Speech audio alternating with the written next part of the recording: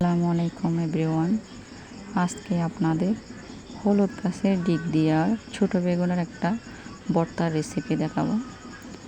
আপনারা সাথে থাকেন এবং দেখতে থাকেন।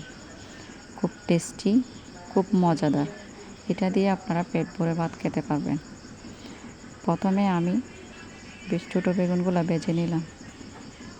তারপর আমি হলুদের ডিগগুলা ছোট ছোট করে কেটে নিলাম। পেঁয়াজ কুচি নিলাম আর মরিচ কুচি নিলাম।